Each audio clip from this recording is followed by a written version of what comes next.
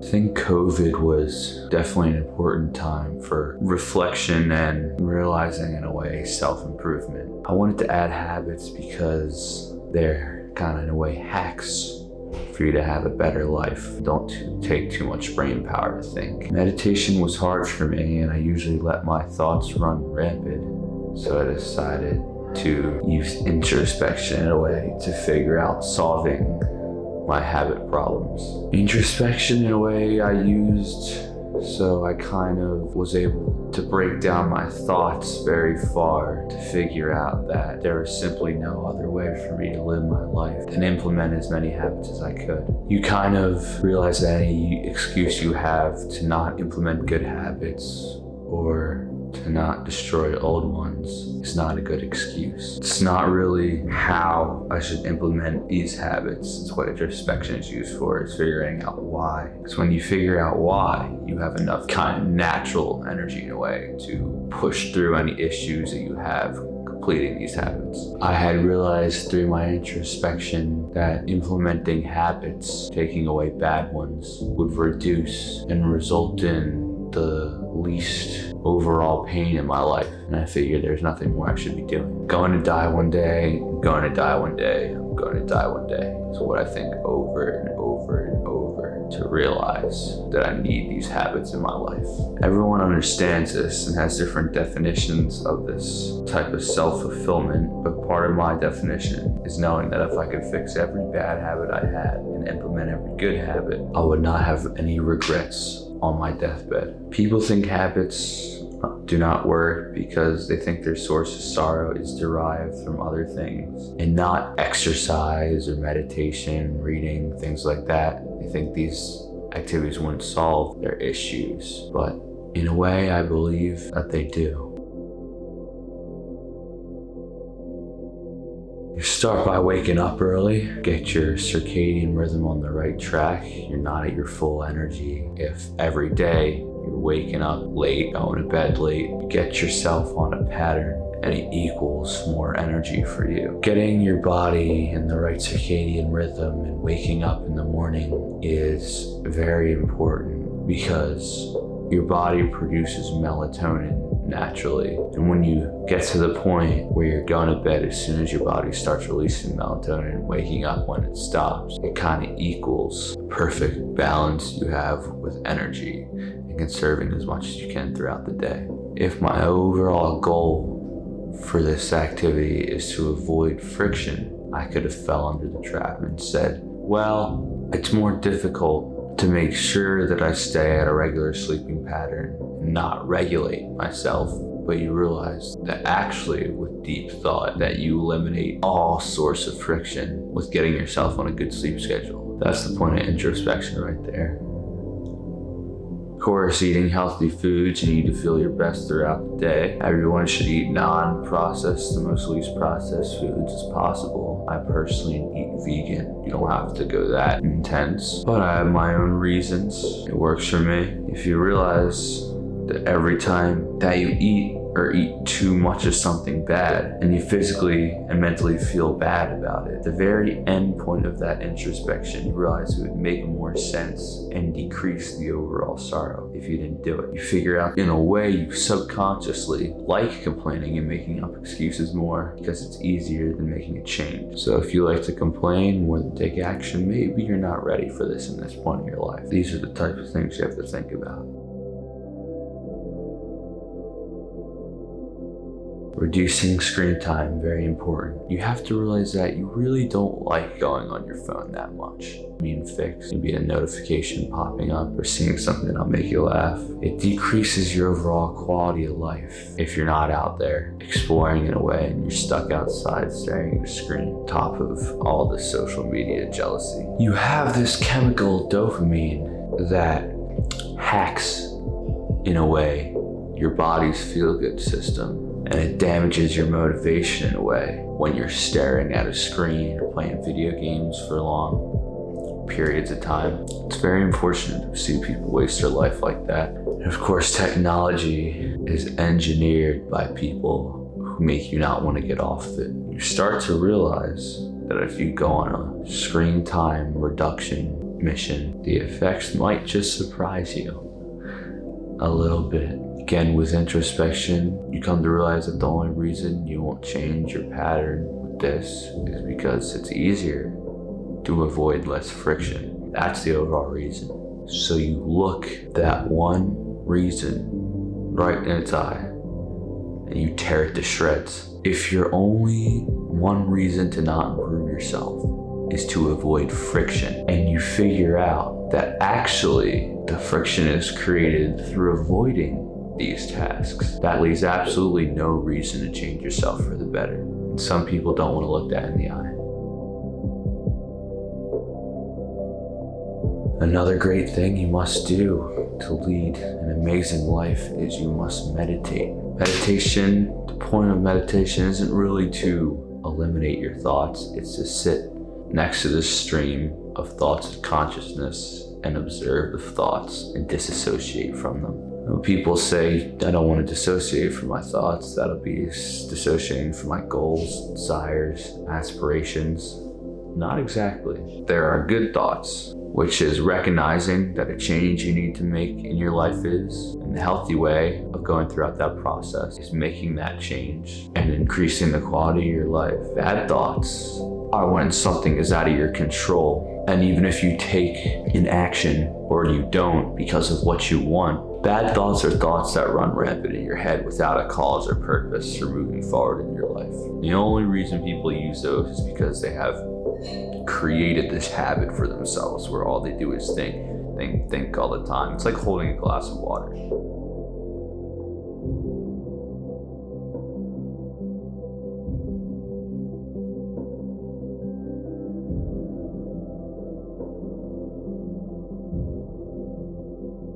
You're not really adding any water to the glass. The longer you hold the glass, the harder and harder it is, and the more strain on your muscles it is. That's how your brain is. You're not necessarily creating more thoughts or more stressors, but the longer you hold on to thoughts in your head, the more of the strain that makes on your brain. So what meditation does is to learn to sit and observe your thoughts and not attach to them, just to observe them in a way and realize that they're not you, and it's kind of a stream of junk mail going through your consciousness. And at a high level of meditation, you can realize that there are areas in your consciousness that you can find that boredom doesn't exist, stress, sadness does not exist, because the only things that cause boredom, stress, and sadness are the labeling of external things as boring, stressful, or sad. It is only the thought labeling. When you get rid of the thought labeling, you get rid of the feeling. Do it first when you wake up, see how you feel. Now, books are quite the hack.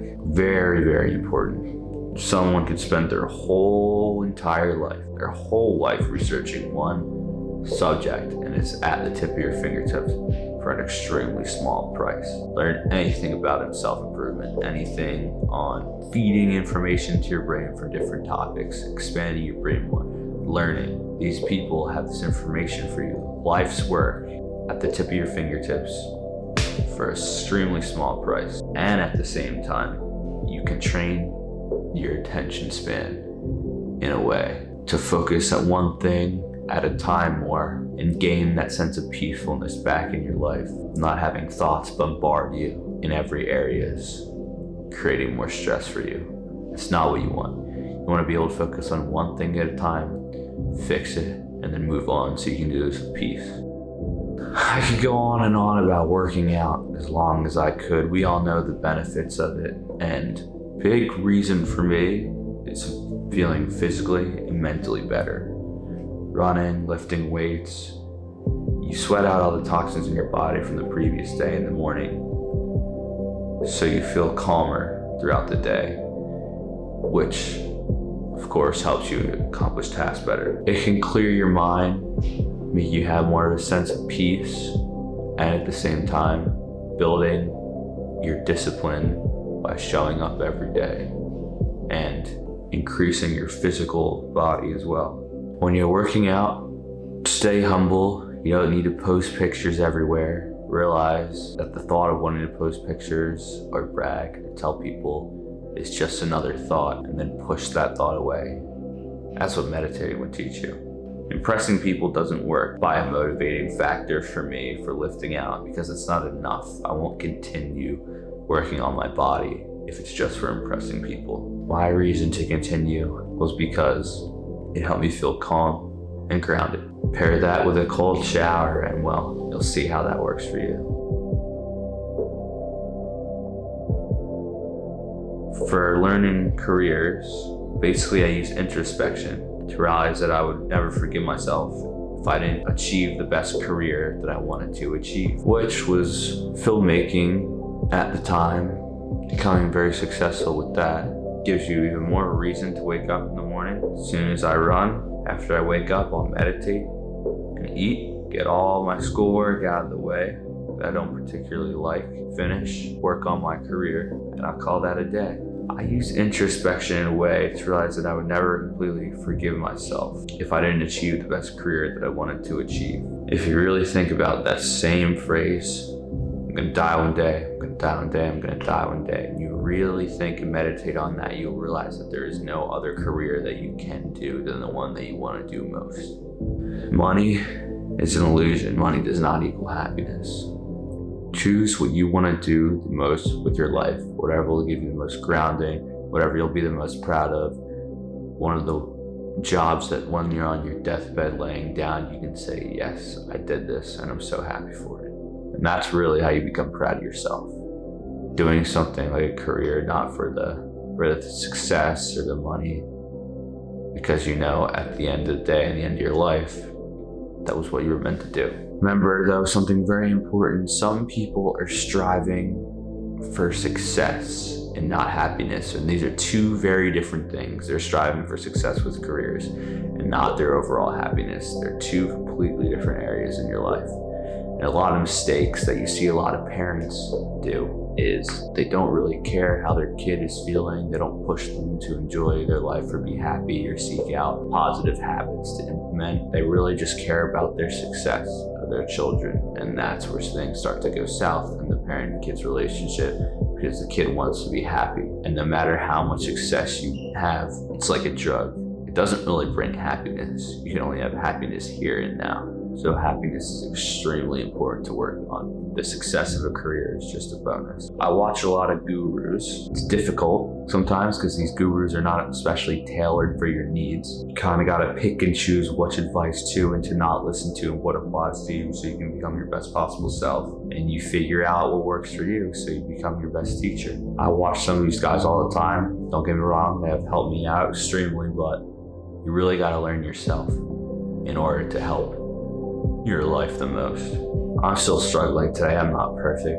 My sleep schedule isn't the best. Definitely my meditation could be better, but I'm working for it every day and know that happiness is kind of the end goal of my life, not necessarily materialistic things or the Western idea of success. But a life I want to live is possible, and there's no excuse not to live for that problem. So tell me, what's your reason to live? How are you going to make it happen? Have you made a lot of money out of your music? Money? I mean, how much is a lot of money to you? Yeah, that's a good question. Have you made, say, millions of dollars? No. Are you a rich man? When you mean rich, what you mean? You have a lot of possessions? A lot of money in the bank? Position make you rich? I don't have that type of richness. My richness is life, forever.